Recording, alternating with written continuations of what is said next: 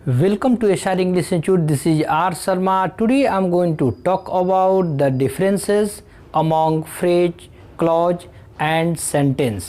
यानी आज मैं आपको phrase, clause तथा sentence में अंतर बताने जा रहा हूँ।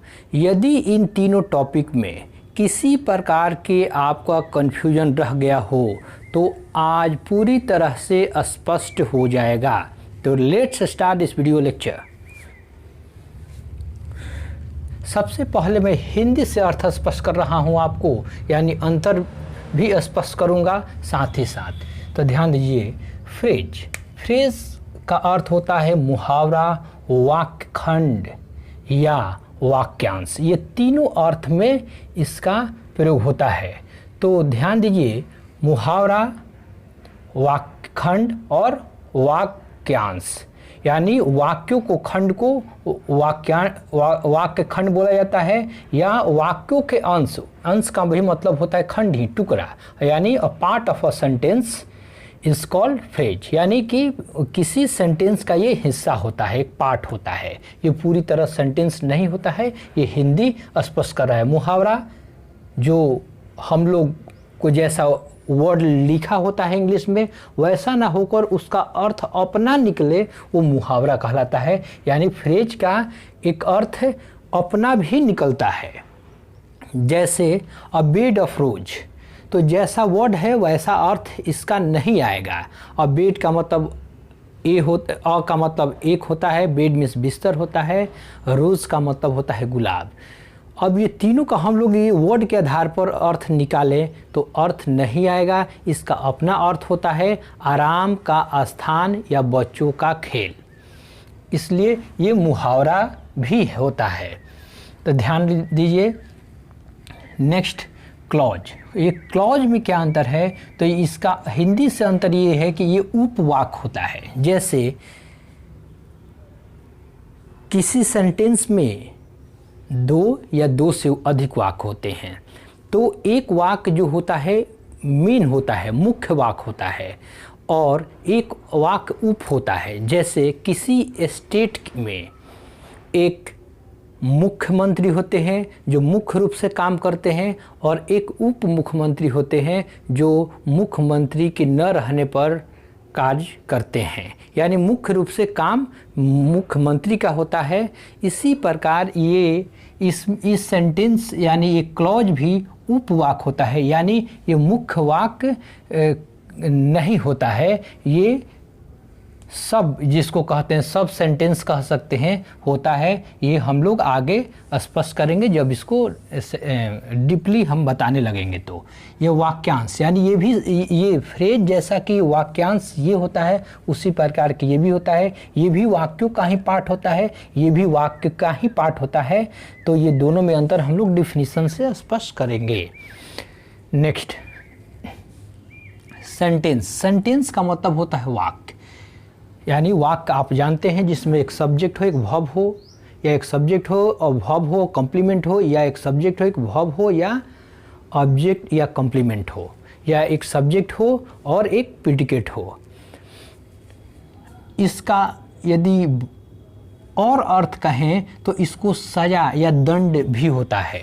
जैसे जज किसी को दंड देता है तो वो सेंटेंस कहता है। जैसे सेंटेंस टू डेथ, यानी मृत्यु को सजा देना, यानी किसी को यदि मृत्यु की सजा दी जाती हो तो वहाँ सेंटेंस का प्रयोग उसके वर्ब के रूप में करते हैं तो सजा देना होता है, और नाउन के रूप में करते हैं तो सजा होता है। या दंड देना वर्ब के रूप में और नाउन के रूप में सजा होता है।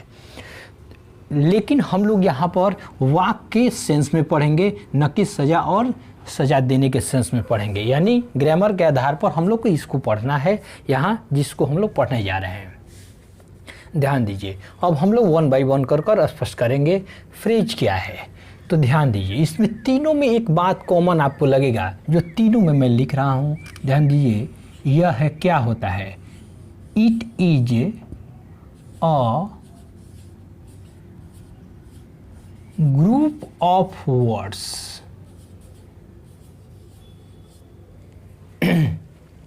It is a group of words, यानी ये शब्दों का समूह में होता है, यानी एक शब्द में नहीं होगा, ये दो या दो से अधिक शब्दों में होता है। इट मीन्स ये भी जो है एक ग्रुप ऑफ वर्ड्स होता है। क्लॉज भी, ये तीनों में कॉमन बात ध्यान दीजिएगा। It is a group of words, यानी ये भी ग्रुप ऑफ वर्ड्स होता है और ये भी ग्रुप ऑफ वर्ड्स होता है।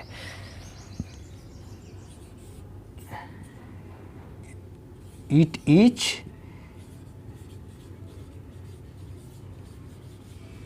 Arrangement of group of words, यानी इसको अरेंजमेंट न लिखकर हम लोग ये भी लिख सकते हैं, it is a group of words,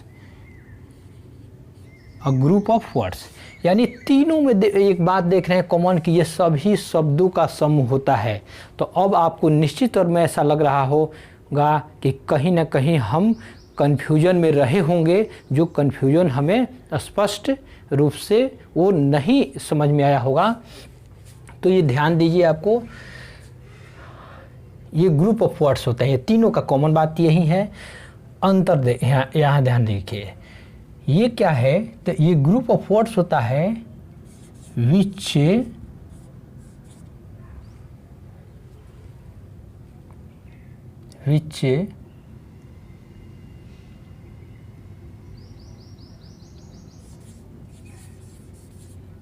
helps to make a sentence। ये काम क्या करता है कि ये शब्दों को बनाने में मदद करता है ना। यानी कि ये किसी न किसी सेंटेंस में जा कर के वहाँ वो सब्जेक्ट या ऑब्जेक्ट या कॉम्प्लीमेंट का काम करेगा, यानी ये काम करता है। और क्या है, इट मेक्स सेंस, ये सेंस यानी अर्थ देता है, बट नॉट कंप्लीट सेंस। ये अर्थ तो देता है लेकिन पूर्ण रूप से अर्थ नहीं देता है। It has no subject and predicate, इसमें सब्जेक्ट और प्रिडिकेट नहीं होता है। जैसे एग्जाम्पल यदि ले हम लोग, जैसे मैंने बताया अ बेड ऑफ रोज, ये अर्थ देगा लेकिन पूर्ण अर्थ नहीं देगा। जैसे अ बेड ऑफ रोज का मतलब होता है आराम का स्थान या बच्चों का खेल। तो ये देखिए, आराम का स्थान, यदि हम इतना बात को यदि कहना चाहते हैं, यानी इतना हम बोलना चाहते हैं या बोल रहे हैं, तो इससे कोई बात हमारा क्लियर नहीं हुआ। आराम का स्थान मीन्स क्या, ये किस सेंस में प्रयोग किया गया, ये बात आगे इसमें कोई और सेंटेंस होगा, यानी कोई और भी वर्ड इसमें जुड़ेगा तभी ये पूर्ण होगा। तो अर्थ तो दे रहा है बेड ऑफ रोज यानी आराम का स्थान, लेकिन पूर्ण अर्थ नहीं दे रहा है। यानी इसको अर्थ को पूरा करने के लिए क्या करना पड़ेगा, सेंटेंस में इसको प्रयोग करना पड़ेगा। इसलिए मैंने बताया कि ये क्या होता है, it is a group of word, ये शब्दों का समूह होता है। ये 1 2 3 4 यानी शब्दों का समूह हुआ जो help to make a sentence, जो सेंटेंस को बनाने में मदद करता है। And use as the subject object और कॉम्प्लीमेंट इन द सेंटेंस, यानी और यह वाक्य में सब्जेक्ट ऑब्जेक्ट और कॉम्प्लीमेंट के रूप में प्रयोग होता है। इट मेक्स सेंस, ये सेंस यानी अर्थ दिया यानी देता है, जैसे आराम का स्थान, बट नॉट कंप्लीट सेंस, लेकिन इससे हम कोई बात अपनी नहीं कह सकते हैं, हम अपनी एक्सप्रेशन को नहीं दर्शा सकते हैं। और it has no subject and predicate, और ना ही इसमें सब्जेक्ट है और ना ही प्रिडिकेट है, लेकिन हम इसे सब्जेक्ट ऑब्जेक्ट और कॉम्प्लीमेंट बना सकते हैं। जैसे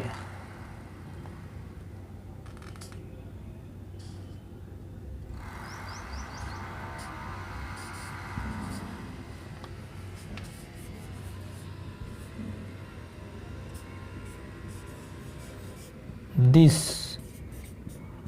world is not a bed of रोज।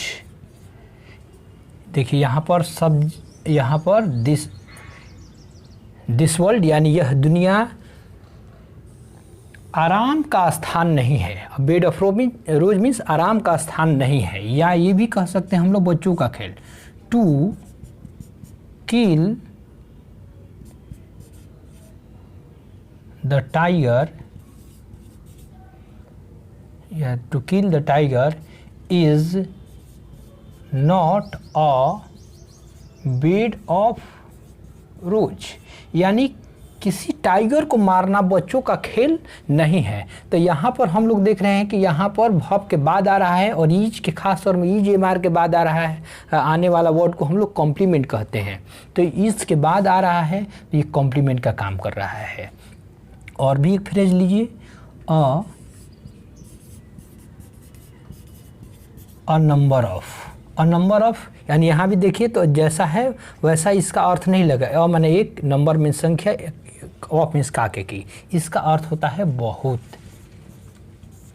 तो ये भी ग्रुप ऑफ वर्ड्स है, लेकिन अर्थ हमारा देखिए यहाँ पर भिन्न आ रहा है इसका, यानी इसका अपना ही एक अर्थ होता है जिसका प्रयोग हम वाक्य में सब्जेक्ट या ऑब्जेक्ट या कॉम्प्लीमेंट के रूप में कर सकते हैं। जैसे a number of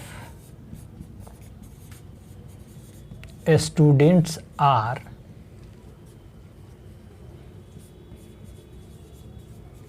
present there, यानी अ नंबर ऑफ का मतलब होता है बहुत छात्र वहाँ उपस्थित हैं, यानी कि यहाँ पर हमारा एक सब्जेक्ट के रूप में यहाँ प्रयोग किया गया, इसके साथ आकर के एक नाउन के साथ ये सब्जेक्ट का प्रयोग किया, और ये ऑब्जेक्ट का भी काम कर सकता है। आई सा, मैंने देखा, a number of students in that school, यानी मैंने उस स्कूल में बहुत सारे छात्रों को देखा। तो यहाँ पर देखिए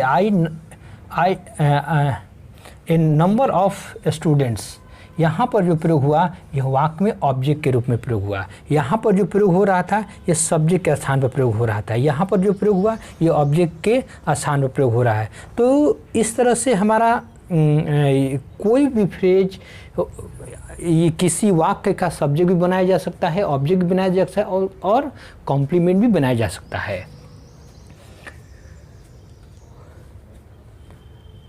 और ये वर्ब के रूप में भी होता है, जैसे यहाँ पर एक हुआ यानी 1 2, एक और लीजिए 3, जैसे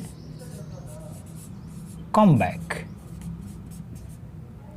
का मतलब होता है लौटना। तो ध्यान रखिए ये वर्ब के रूप में है, या फ्रेल वर्ब भी हम कह सकते हैं इसको। तो ध्यान दीजिए इसमें, जैसे ही विल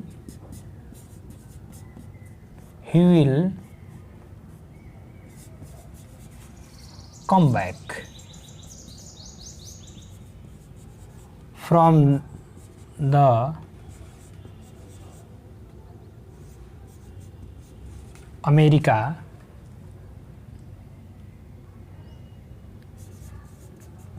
next year, यानी यहाँ पर ध्यान दीजिए वह कम बैक यानी वह लौटेगा कब, तो अगले साल अमेरिका से, यानी वह अगले साल अमेरिका से लौटेगा। तो यहाँ कम बैक जो है ये ग्रुप ऑफ वर्ड यानी दो वर्डों को मिलकर बना हुआ है, तो ये भी ये फ्रेज है, यानी ये फ्रेजल वर्ब के रूप में फ्रेज है। तो इस तरह से फ्रेज हमारा प्रयोग होता है, और यानी ग्रुप ऑफ वर्ड्स में जो कार्य क्या करता है, वाक्यों में जाकर के वाक्यों को मदद करता है, वाक्य को पूर्ण करने में भी कह सकते हैं। तो यहाँ पर जो ये फिर कम बैक आया, नंबर ऑफ आया, बेड ऑफ रोज का प्रयोग हुआ। ये क्या काम कर रहा है? ये शब्दों का ये ग्रुप ऑफ वर्ड्स है, यानी शब्दों के समूह में है, यानी दो या दो से अधिक शब्द में है, और ये काम क्या कर रहे हैं? तो ये काम कर रहे हैं कि शब्दों यानी वो सेंटेंस को यानी वाक्यों को बनाने में मदद कर रहे हैं, और ये अर्थ तो दे रहे हैं, लेकिन यदि हम कोई बात इनसे कहना चाहें, अपने एक्सप्रेशन को दर्शाना चाहें, तो इनसे हम यानी इतने बातों से यानी फ्रेज के माध्यम से हम नहीं कह सकते हैं। इनका प्रयोग हम लोग वाक्यों में कर ही कोई बातों को हम रख सकते हैं, यानी वाक्य के पूर्ण अर्थ लगा सकते हैं या अपनी बातों को रख सकते हैं। तो और भी इसमें अंतर ये ध्यान रखें कि और भी क्या है कि ये कई प्रकार के हैं। तो उम्मीद करता हूँ कि आप लोगों को समझ में आ गया होगा, और मैं मिटा रहा हूँ।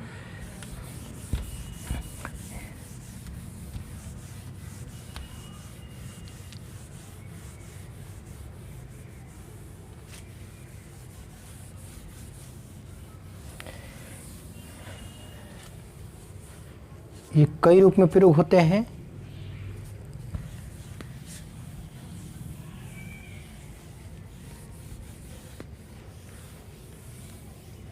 जैसे इनका प्रयोग हम लोग यानी इट इज, और भी मिटा लीजिए,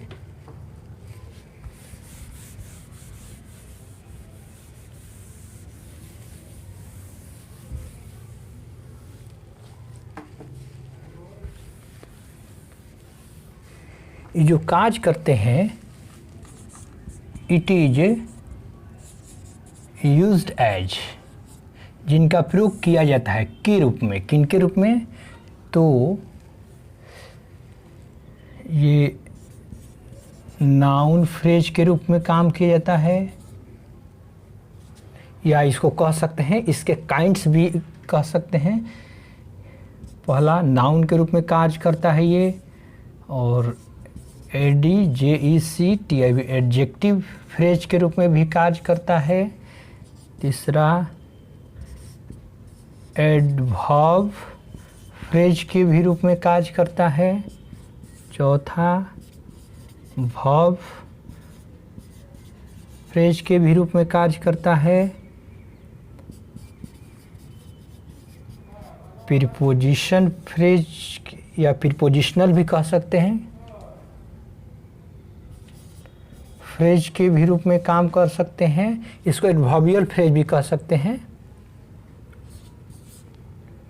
और कंजक्शन फ्रेज के रूप में काम कर सकते हैं, या कंजक्शनल फ्रेज के भी रूप में इसका प्रयोग होता है, यानी कंजक्शन का भी कार्य करता है दो वाक्यों को जोड़ने के लिए। और इसको INTERJECTIONL इंटरजेक्शनल फ्रेज के भी रूप में कार्य करता है, यानी इसको एक्सक्लेमेटरी फ्रेज भी कह सकते हैं। और लास्ट वन है, यह है absolute participle, PARTICIPLE participle phrase के भी रूप में कार्य करता है। यानी ये 8 तरह से प्रयोग होते हैं वाक्य में, जो काफ़ी महत्वपूर्ण भूमिका जिनका होता है वाक्यों को अर्थ बनाने में या वाक्यों से अर्थ निकालने में। इसलिए हमें पूरी तरह स्पष्ट हो जाना चाहिए। और यदि इन सभी का 1 बाय 1 यूज़ चाहते हैं तो आपको फ्रेज का स्पेशल मेरे फ्रेज के वीडियो लेक्चर को आपको देखना चाहिए, उसके बाद और स्पष्ट हो जाएगा। क्योंकि यहाँ पर तीनों को मिक्स बता रहे हैं, इसलिए बहुत लॉन्ग वीडियोस हो जाएंगे, इसलिए ध्यान दीजिए। केवल अंतर को मैं बता दे रहा हूँ, और इन सभी पर स्पेशल हमारे चैप्टर्स वीडियो लेक्चर में बताए गए हैं यूट्यूब पर, आप जाकर 1 बाय 1 देखें। और साथ ही साथ आप इसे लाइक सब्सक्राइब तथा शेयर भी करते रहें, ताकि और भी इंस्पायर होकर के आपको नए नए और काफ़ी ऐसे टॉपिक्स को लाएँ जो आपको कन्फ्यूजन रह गया हो, जिसके कारण आपको अंग्रेजी समझने में या इम्प्रूव करने में दिक्कत हो रहा हो। तो ध्यान दीजिए। Next clause, it is a group of words, ये भी एक ग्रुप ऑफ वर्ड्स है। अब इसमें अंतर है कि which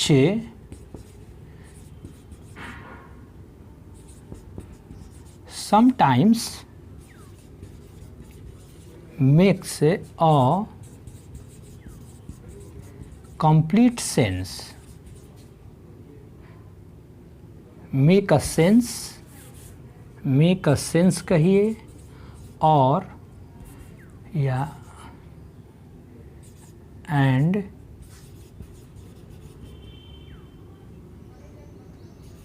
meaningful sense, but sometimes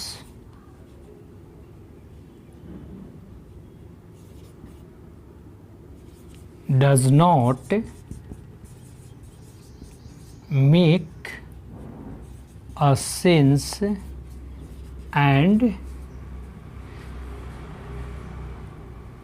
sometimes does not complete sense,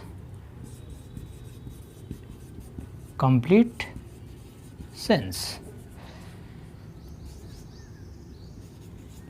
due to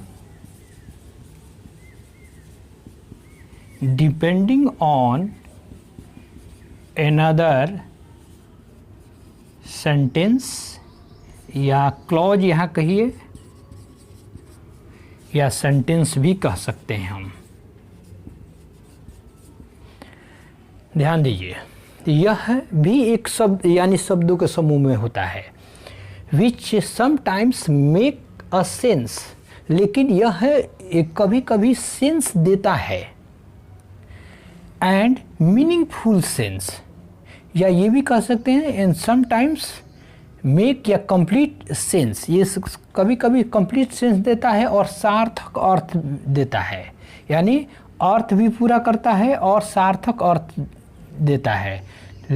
लेकिन some time does not complete sense, लेकिन कभी कभी ये सेंस पूरा नहीं कर पाता है, due to depending on another clause या सेंटेंस। इसका कारण ये है कि ये दूसरी सेंटेंस या क्लॉज पर आश्रित रहता है अपनी अर्थ को पूरा करने के लिए। यानी कि यह इसका मतलब हुआ कि यह शब्दों का समूह है जो कभी कभी अर्थ पूर्ण करता है तथा सार्थक अर्थ भी देता है, लेकिन कभी कभी अपना अर्थ पूरा नहीं करता है क्योंकि यह किसी अन्य सेंटेंस या क्लॉज पर अपने अर्थ को पूरा करने के लिए आश्रित रहता है। यानी इसका मतलब ये हुआ कि यह इसमें सेंटेंस तो क्लॉज हम तभी कह सकते हैं जब इसके साथ हम एक सिंगल सेंटेंस का प्रयोग न कर कर इसके साथ डबल सेंटेंस या ट्रिपल सेंटेंस का प्रयोग करते हैं। यानी कि दूसरे भाषा में इसको कह सकते हैं कि a sentence which has more than one sentence या क्लॉज, सॉरी सेंटेंस होगा यहाँ SENTENC, a sentence which has more than one clause या सेंटेंस।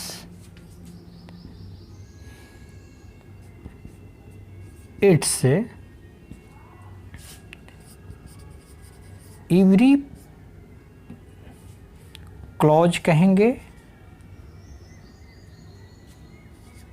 या सेंटेंस इज कॉल्ड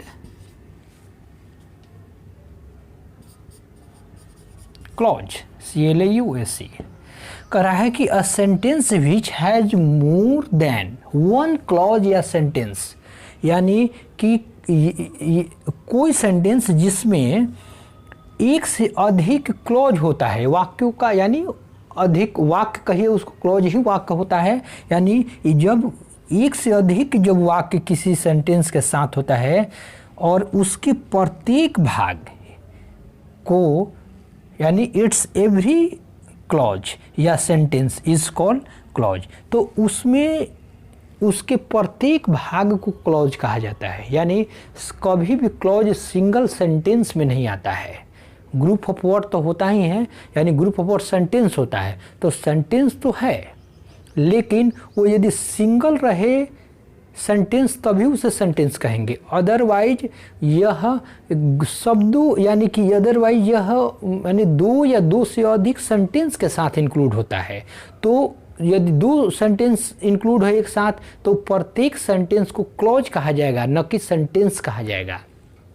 प्रत्येक वाक्य की बात करें जब दोनों इंक्लूड हो तब, तो प्रत्येक को क्लॉज कहेंगे। और यदि कोई सिंगल सेंटेंस है एक, तो उसे सेंटेंस कहेंगे। या दो सेंटेंस जब इंक्लूड हो एक साथ, तो दोनों सेंटेंस को एक बार बात करें इसमें, तो उसे सेंटेंस कहेंगे। जैसे एक इंडिपेंडेंट क्लॉज और एक और इंडिपेंडेंट क्लॉज एक साथ, यानी दो सेंटेंस जुड़ा हो तो उसे कंपाउंड सेंटेंस कहते हैं। और यदि एक इंडिपेंडेंट क्लॉज और एक डिपेंडेंट क्लॉज जुड़ा हो तो उस दोनों सेंटेंस के जोड़ को कॉम्प्लेक्स सेंटेंस कहते हैं, जो हम लोग आगे पढ़ेंगे। यानी दोनों दो या दो से अधिक सेंटेंसों को मिलाकर एक सेंटेंस हम कह सकते हैं। और उनके अंदर में जितने भी सेंटेंस ज्वाइंट हुए रहेंगे वो सेंटेंस न कहकर एक की बात करें, यानी प्रत्येक की बात करें तो क्लॉज कहेंगे। जैसे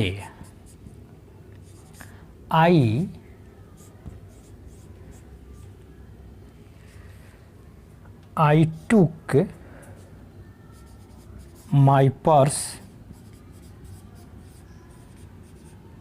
and went to market and bought a watch। यहाँ ध्यान दीजिए, ये सेंटेंस हुआ। यदि अलग बात करेंगे तो वेन टू मार्केट, ये भी यदि अलग निकाल कर बात किया जाए तो सेंटेंस हुआ, क्योंकि इसमें आई छिपा है, यही इसका सब्जेक्ट है। जब सब्जेक्ट पहले एक होता है और वो एंड से सेंटेंस जुड़ता है और डायरेक्ट उसका वर्ब आने वाला होता है तो सब्जेक्ट को छिपा दिया जाता है। तो यहाँ पर है आई टूक माई पर्स, ये एक सेंटेंस हुआ। फिर यहाँ पर वेन टू मार्केट, मैंने आई वेन टू मार्केट, ये भी एक सेंटेंस हुआ। एंड आई यहाँ भी वर्ब से शुरू हो रहा है, इसलिए आई यानी सब्जेक्ट छिपा है, तो आई बॉट अ वॉच, यानी इसका मतलब हुआ कि ये भी एक सेंटेंस हुआ और यहाँ भी एक सेंटेंस यहाँ हुआ, और बॉट अ वॉच ये भी एक सेंटेंस हुआ।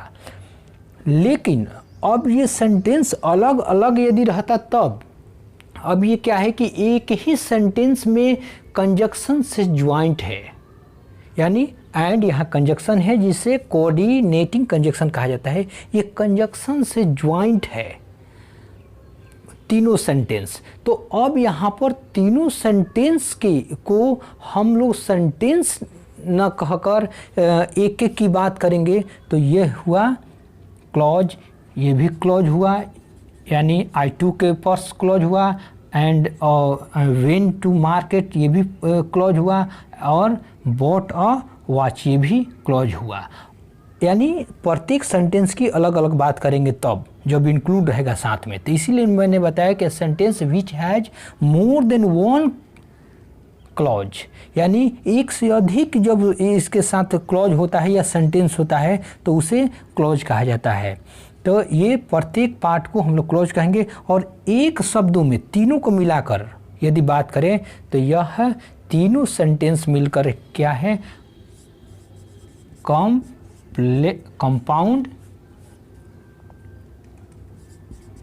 Compound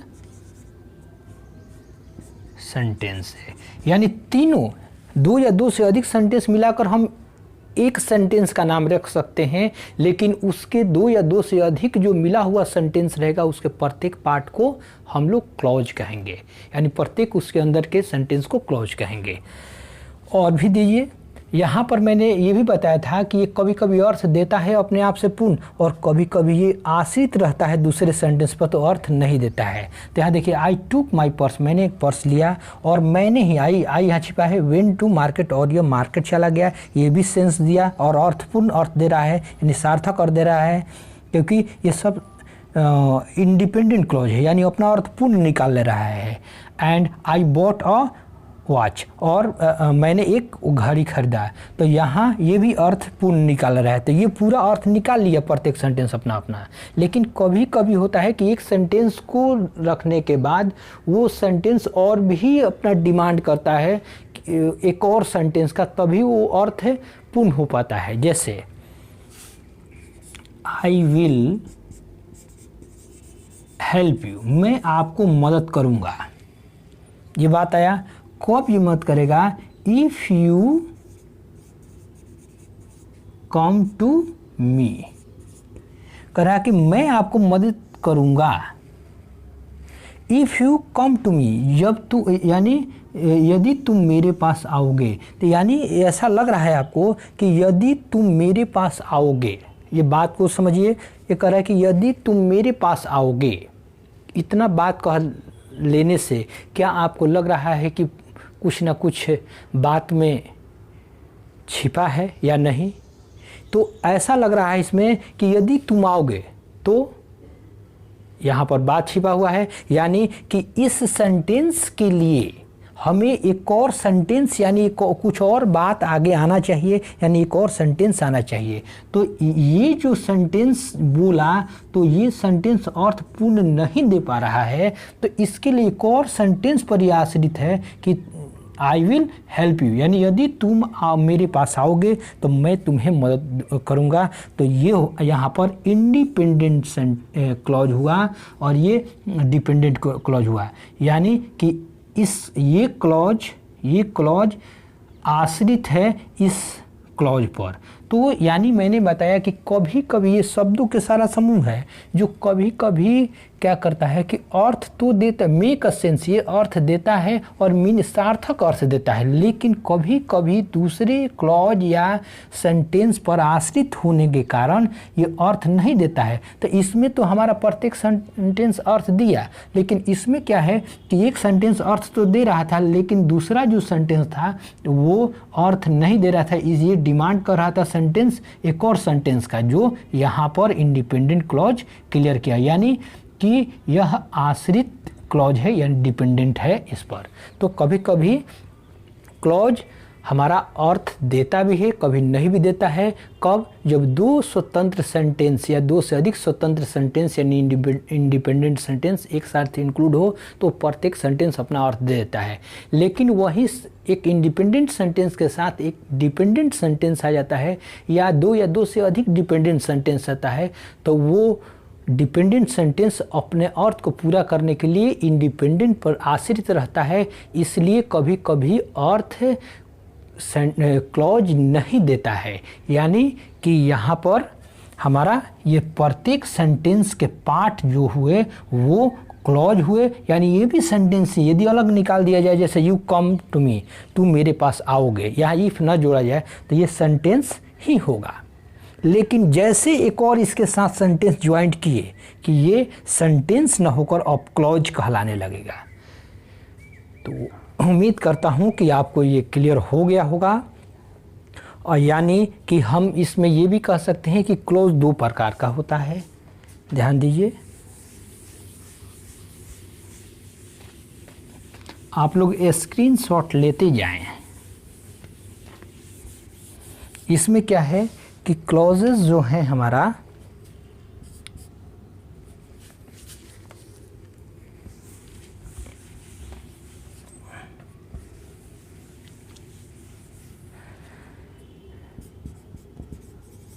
kinds of clause, clause के प्रकार जो है ये दो प्रकार होता है, DEPENDENT डिपेंडेंट क्लॉज होता है एक, जिससे हम लोग ये सब ऑर्डिनेट क्लॉज भी कहते हैं। ऐसा इसलिए कहते हैं क्योंकि यह सबऑर्डिनेटिंग कंजक्शन से दो या दो से अधिक सेंटेंस ज्वाइंट रहता है, इसलिए उसे डिपेंडेंट क्लॉज या सबऑर्डिनेट क्लॉज कहा जाता है। तो जैसा नाम वैसा काम, जैसे एंड हुआ सबऑर्डिनेटिंग कंजक्शन, एंड हो गया, और हुआ आइदर और नाइदर नॉर, दूसरा हुआ इंडिपेंडेंट INDEPENDENT क्लॉज। इसका और भी हम लोग नाम दे सकते हैं मेन क्लॉज, यानी ये किसी सेंटेंस पर आश्रित नहीं होता, अपना अपना अर्थ निकाल लेता है। या इसको PRINCIPL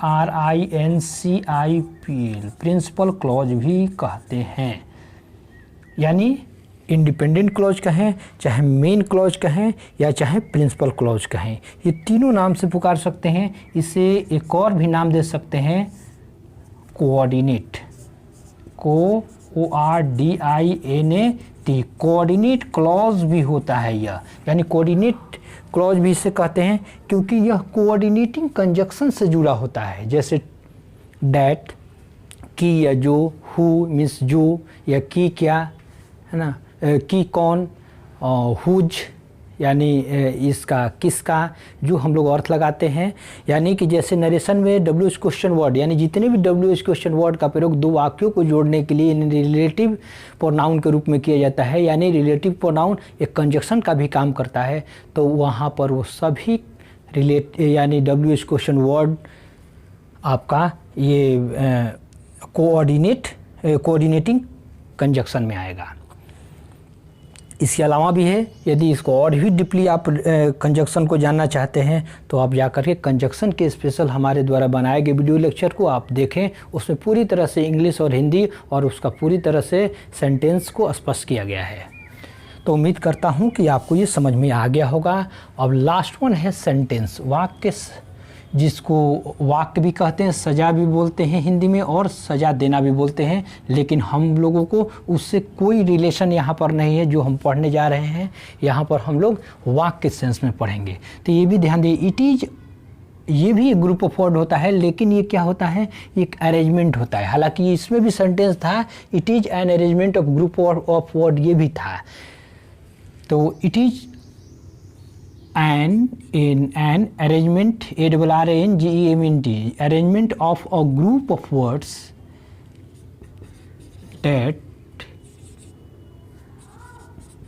make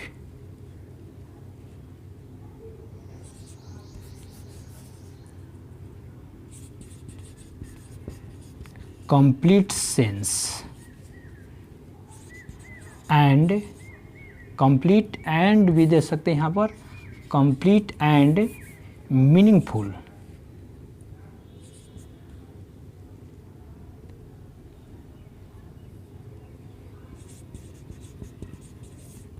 मीनिंगफुल सेंस, ये नाउन के रूप में यहाँ यूज किया गया है कंप्लीट का। ध्यान रखिए, यह शब्दों के समूह का एक अरेंजमेंट है, यानी सही एक क्रम में रखा जाता है इसे, यानी क्रम है जो बनाता है, यानी मैक्स यानी बनाता है, कंप्लीट यानी पूर्ण तथा अर्थपूर्ण सेंस। यानी सेंटेंस क्या होता है, सेंटेंस एक शब्दों के समूह का एक अरेंजमेंट होता है, यानी एक क्रम होता है, यानी एक सही ऑर्डर होता है, क्रम होता है, जो अर्थ यानी पूर्ण तथा सार्थक अर्थ देता है या सार्थक अर्थ बनाता है। जैसे he went to buy a car, वह कार खरीदने चला गया। तो यहाँ देखिए, एक सब्जेक्ट हुआ, यहाँ पर वर्ब हुआ, ये भी वर्ब हुआ, और यहाँ ऑब्जेक्ट या कॉम्प्लीमेंट के रूप में यहाँ पर आया है, यहाँ ऑब्जेक्ट ही होगा। तो यहाँ ध्यान रखिए, सब्जेक्ट के बाद वर्ब आता है, दो या दो से अधिक भी वर्ब एक साथ हो सकता है, और ऑब्जेक्ट होता है। तो ये सही क्रम में हुआ। यदि इसी को सही क्रम में नहीं रखा जाए, अरेंज किया जाए, तो वो सेंटेंस नहीं होगा। यदि हम कहते हैं went he to buy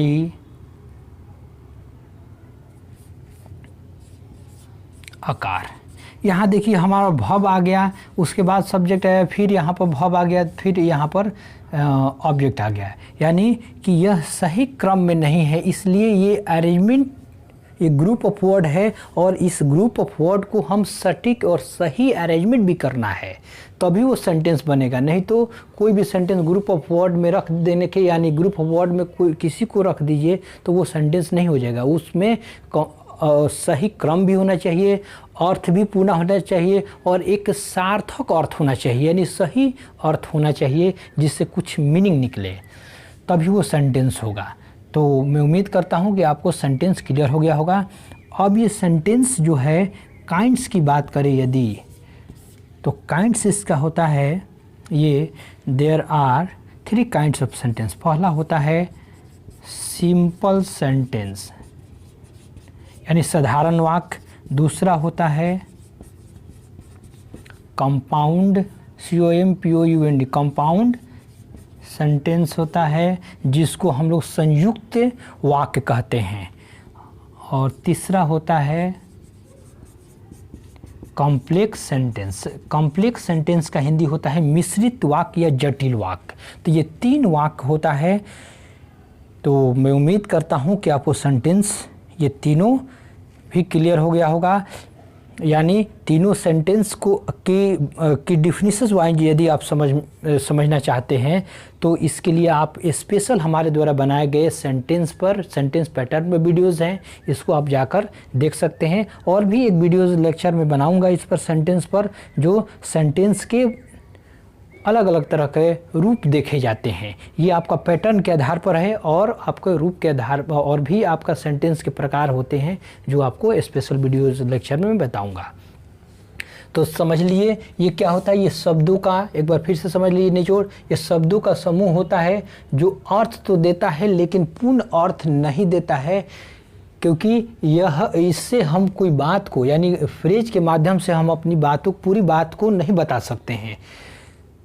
वहीं ये क्लॉज और सेंटेंस ये दोनों एक ही चीज़ होता है, यानी ऐसे एक शब्दों में कहें तो ये दोनों एक ही जैसा, यानी दोनों सेंटेंस से होता है। लेकिन अंतर क्या है कि यह सिंगल सेंटेंस में नहीं होगा। यदि जैसे यहाँ पर हम यदि बात करें तो ही went two by a car, ये सिंगल सेंटेंस में ये क्लॉज नहीं, ये इसे क्लॉज नहीं कह सकते हैं। इसके साथ, यानी इस सेंटेंस के साथ और भी एक और सेंटेंस आना चाहिए, यानी कम से कम 2 या 3 4 सेंटेंस होना चाहिए। तो वो सेंटेंस, प्रत्येक सेंटेंस जब जुड़ा रहेगा तो प्रत्येक सेंटेंस को हम लोग क्लॉज कहेंगे। और वहीं यदि ये सेंटेंस एक एक कर उसमें से अलग अलग रहेगा तो वो सेंटेंस कहलाने लगा। जैसा कि यहाँ पर अलग एक सेंटेंस को निकाल कर हमने रखा है। और अब क्या है कि ये जो क्लॉज है, जैसे कि सिंपल सेंटेंस, ये सिंपल सेंटेंस है क्योंकि इसमें सिंपल सेंटेंस में एक ही सेंटेंस होता है, और कंपाउंड सेंटेंस में 2 या 2 से अधिक सेंटेंस ज्वाइंट होता है। तो यानी कंपाउंड सेंटेंस कैसे बना होता है, तो वो आपका कोऑर्डिनेट क्लॉज से बना होता है, यानी कोऑर्डिनेटिंग कंजक्शन उसमें जुड़ा होता है, यानी कि 2 सेंटेंस भी जुड़ सकता है एक साथ, 3 भी सेंटेंस जुड़ सकता है, 4 भी सेंटेंस जुड़ सकता है। किसके साथ? इंडिपेंडेंट क्लॉज के साथ, यानी कि एक सेंटेंस के साथ में कोऑर्डिनेटिंग कंजंक्शन का प्रयोग कर जैसे एंड, और, आइदर और, नाइदर नॉर का प्रयोग कर इसके साथ 2 या 2 से अधिक कितना भी सेंटेंस जोड़ लें कोऑर्डिनेटिंग कंजक्शन के मदद से, तो वो कंपाउंड सेंटेंस होता है। वही कॉम्प्लेक्स सेंटेंस क्या होता है, तो एक इंडिपेंडेंट क्लॉज के साथ ये एक डिपेंडेंट क्लॉज होगा, और डिपेंडेंट क्लॉज यानी कि वाक्य जुड़ा रहेगा को सबऑर्डिनेटिंग कंजक्शन से, जैसा कि विच है, हु है, डेट, इस तरह से बहुत सारे कंजक्शन है, इफ़ है, वेदर है, ये सब कंजक्शन से इनसे यदि जुड़ा रहे तो कोऑर्डिनेटिंग कंजक्शन कहलाएगा वो। और इनसे जितने भी सेंटेंस जुड़ा रहेगा वो सभी सेंटेंस कि एक शब्दों में कहा जाए तो कॉम्प्लेक्स सेंटेंस कहा जाएगा। तो मैं उम्मीद करता हूं कि आप लोगों को पूरी तरह से स्पष्ट हो गया होगा। यदि किसी प्रकार का समझने में समस्या रहा हो तो आप मुझे कमेंट बॉक्स में कमेंट कर बताएंगे। तो thank you for watching this video lecture.